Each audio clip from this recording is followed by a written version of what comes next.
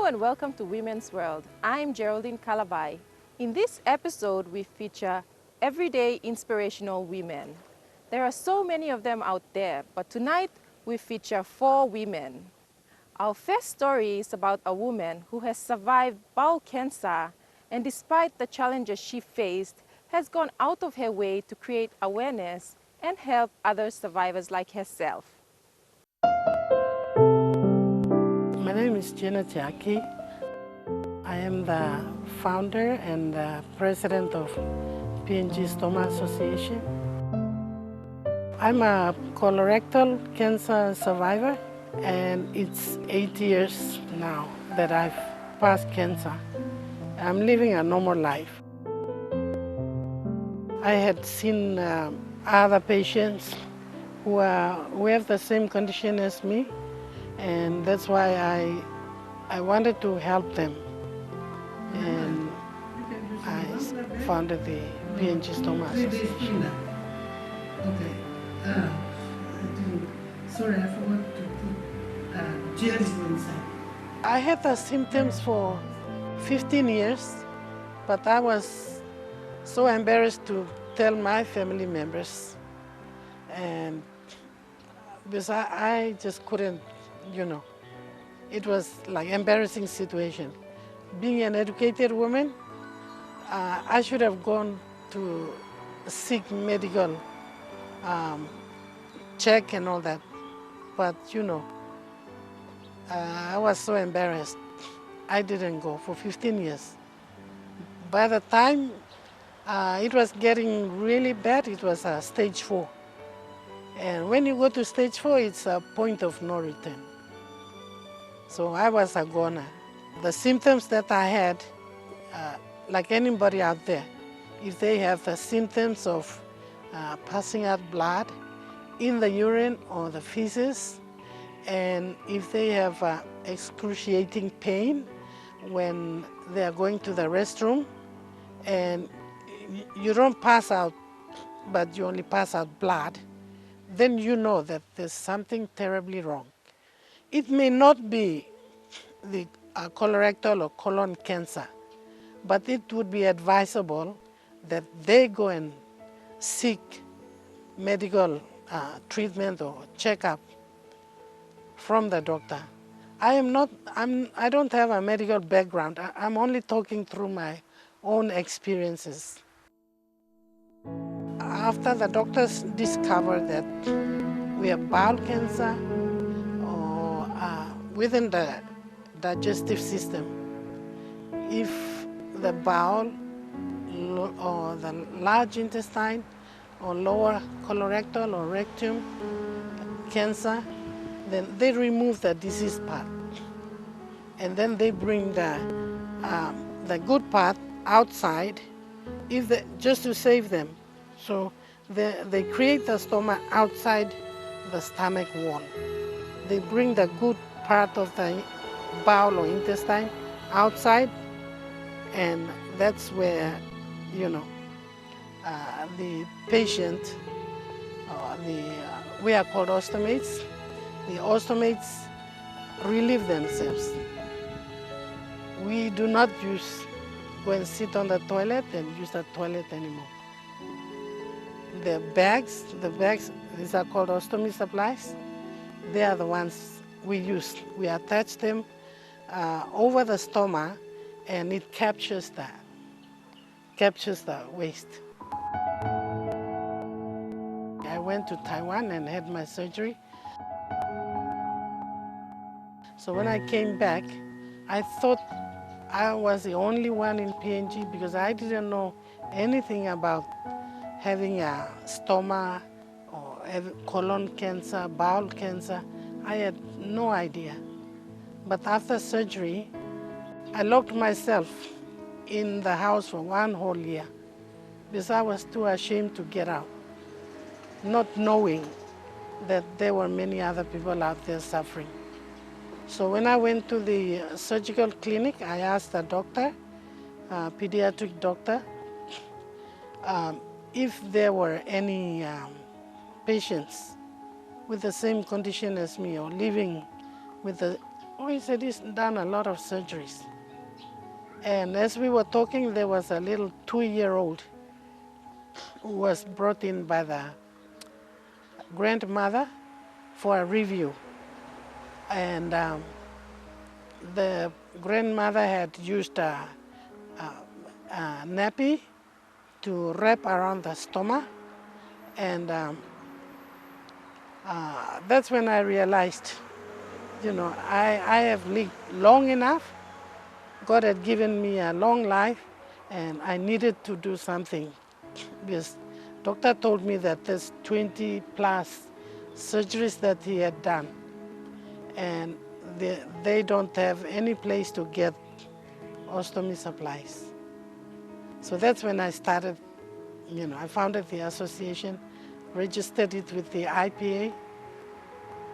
Previously, there was no, hardly any in PNG. I think the chemist was selling them, but a lot of people didn't know about it. And I think it was quite a little expensive for them to buy. People from the settlement, even working people, couldn't afford it. So I went on the internet, I searched, and two ostomy associations, one from England and one from Australia, 2 people. They saw my, I went to a Meet and Ostomate forum and wrote my story. And that's where one of them, 2 ostomates saw my post. So then they contacted their associations, one in Australia and one in England. So the England one, they sent a whole shipment back in 2014. These ones, they come from Gold Coast. So one of the ostomates, where she goes and collects her supplies from Gold Coast Ostomy Association, went and told them about my story, reading it on Meet and Ostomate. So what she did was, she got what she got, like they get 30 of them for 1 month supply. So she tried using just enough so she could send the rest. If she used 10 of them, she would send 20 of them out. And then when she kept going back, they asked her, why are you getting more, supplies? So she told them the story, and she said, I'm sending to this lady in PNG. So then they wanted me to go and talk to the association, so I went and talked to the association, and so this Gold Coast Ostomy Association, they took PNG Stoma Association as their project. So, and then I also went and talked to 22 associations all around Australia. They are called Australian Council of Stoma Associations. They asked me to give a talk, and when I did that, all the associations and the ostomates in Australia, when they have surplus, they send it to Gold Coast Ostomy Association. So Gold Coast Ostomy Association packs them in very big boxes, and then they send them out.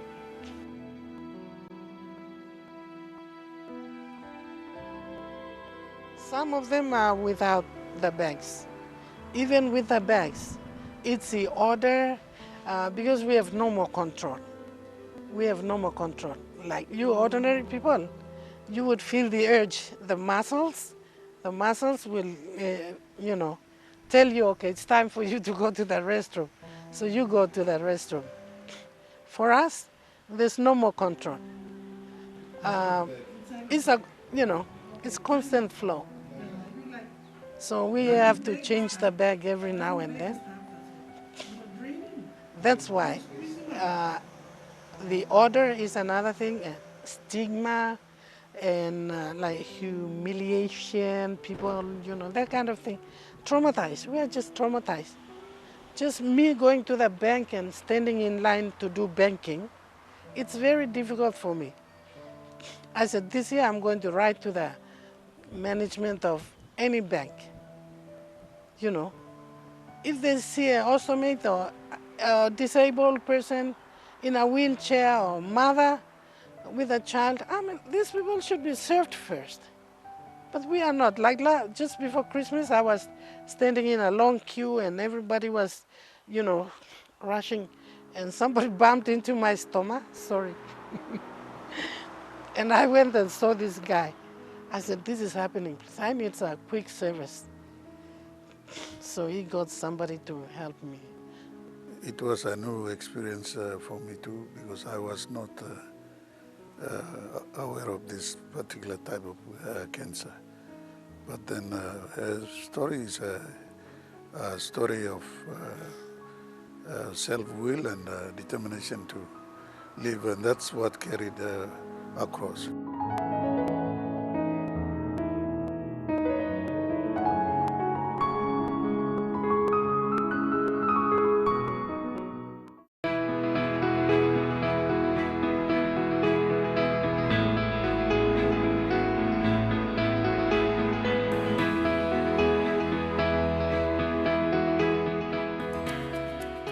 Welcome back to Women's World as we feature inspirational women in PNG. Our next story is about a woman who was once a nurse but now leads one of the largest NGOs in PNG. She has also had an influential role in HIV and AIDS policies. My name is Eni Meke. I'm from Yalibu, in Bungu district in Sun Islands province. And currently I'm the director for Anglican PNG. And this is my 7th year in the job. Give us an insight to your career as a nurse and what made you choose that path and how long you've been in the profession. So I decided to take up nursing. And when I completed nursing, I started working 1 year with the Nazarene Hospital. And then I also got married at the same time. And my husband was in the military in Port Moresby, serving at the Taroma military barracks. So I had to join him. Why were you so passionate about the area of HIV and AIDS in particular? The HIV issue at that time in the 90s, people didn't know much about it. And there was a lot of stigma, and the young soldiers, they had risks, risky behavior, and most of them were found HIV positive. They had a medical test that was routinely done in the army, which found some of them positive. Their status was not disclosed in private, but it was disclosed just straight to them. And I found that most of them felt shame or self-stigma, and they were hiding and getting sick. So I kind of did volunteer work in terms of visiting those affected soldiers and communicating to them that, you know, that's not end of life. You can get better, there's treatment, we can care for you. I also tried to influence the policy, because at that time there was no policy. So when soldiers said that they were HIV positive, they kind of did redundant, you know, putting them sideline. So I felt that's not right.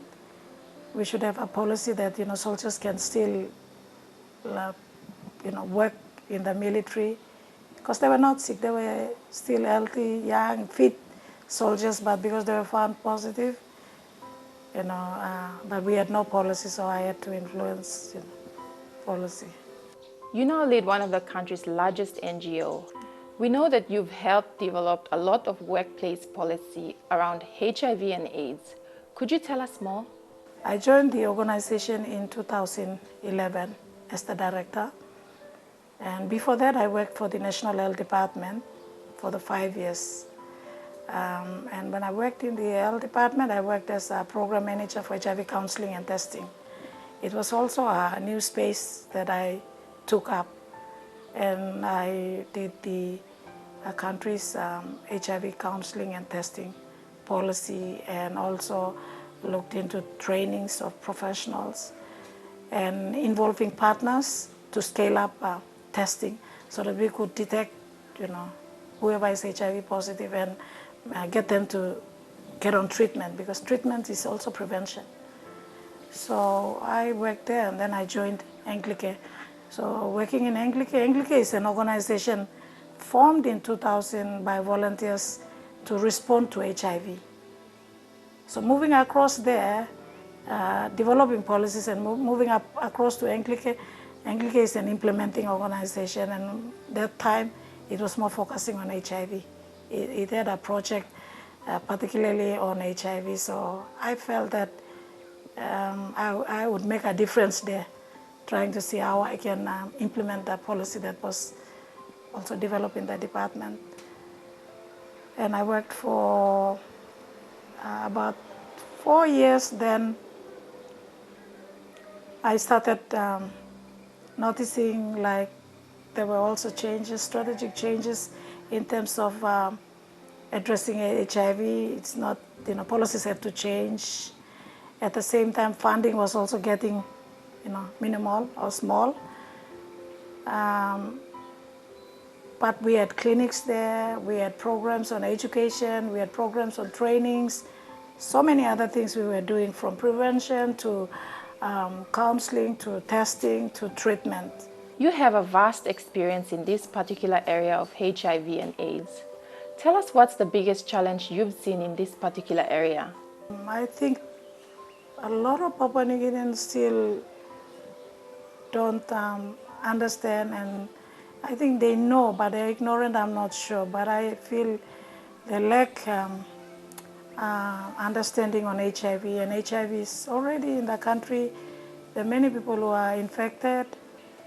This issue is, I think, in terms of maybe leadership, or I'm not sure, but it's not resourced well, and it's not funded. Could you kindly give us an insight to your family? I know you're a mother and a grandmother, and I find you a very strong woman. How do you juggle work and family? It's a lot of things happening in my life day to day, but I think I've got a lot of support from many different people. And one of them is my husband, particularly my career path. I think we had our challenges, but it was not one time could not allow me to further my education, or it was not, it could not like keep me back from going to work. It just allowed me in that space to do what I like to do, and that was the biggest support I got from my husband. You're an inspirational Papua New Guinean woman. What's your message to women, girls, and men out there? Think big, have dreams, and be confident, think positive, you can get there. And I think nothing is hard. Women can do anything. Men should not, feel jealous if women is progressing. I think the achievement is a family achievement, and women should give support to women. Men should give support to women in any professional career.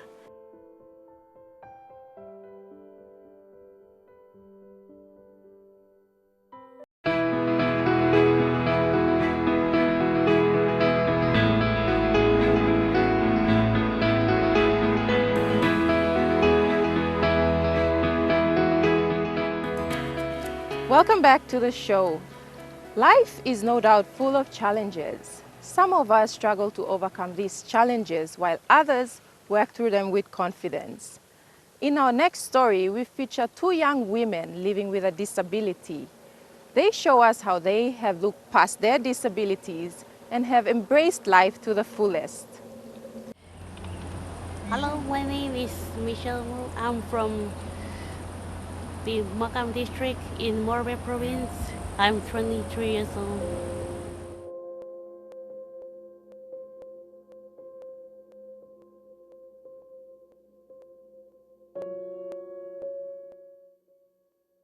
I lost my sight when I was just a baby. I was told by my mom. Who was being really supportive in my life was my mom and my sister. I didn't go out of the house without hair until last year. The very first time I went out without hair was during the recent PNG games in Leh in 2014. That was the very first time I flew out without her. Like, it was very emotional. I nearly burst into tears, but then something tells me that no, you have to learn how to be independent. You can't rely on mom anymore for the rest of your life. You have to start relying on your own self. So,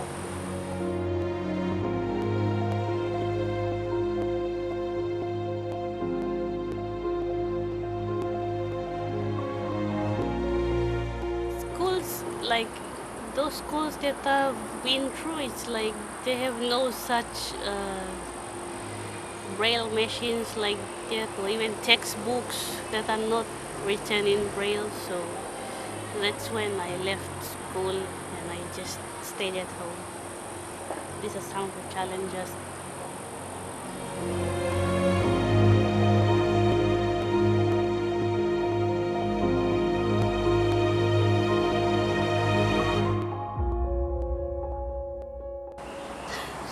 I do feel happy when I sing. It's always part of it's my hobby. I normally do. And I always like singing.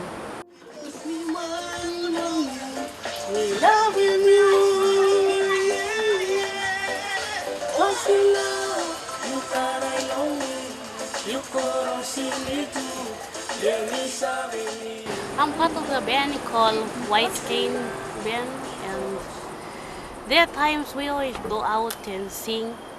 Well, it's good for me to be part of them because that's when I will, that's when I come and gain a lot of confidence in this group and like how to socialize with others.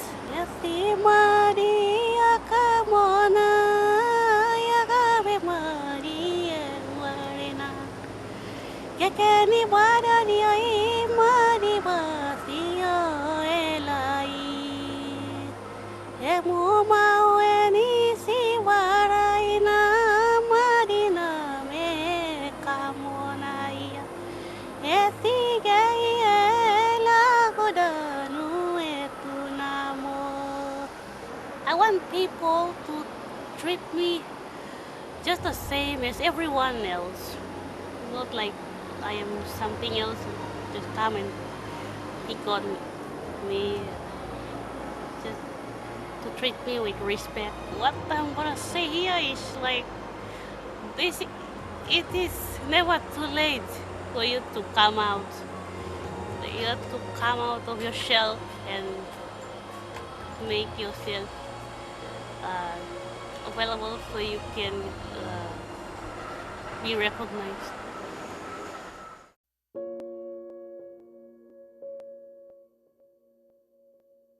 Hi, my name is Ruth. I'm from Eastern Highlands Province. I've been living with this disability for the last 10 years now. I acquired this disability in 2007 while I was a first-year student at Divinewood studying rural health.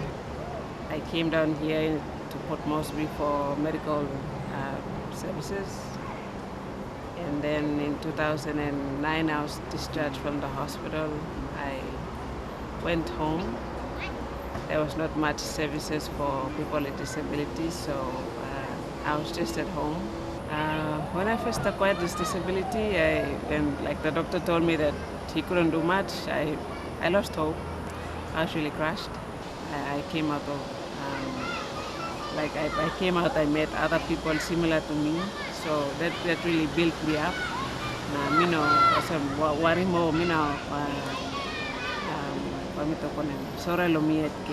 Like every month, every Saturday, once in a month we have our meeting, so that was the time when I look forward to come out of the house. I would say I gained my confidence, this feeling of like lost hope and everything, I got out of it, and then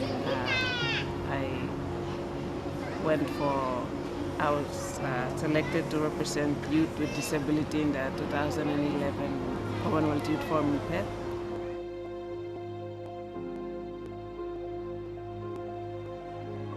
But wherever you stop, if there's Kalang services or if there's any NGOs that support disability, I would encourage women to be part of those programs or be part of those groups, so that from there they could like look interested on maybe on them disability, planting boom or just like right now, they could come up with something for them.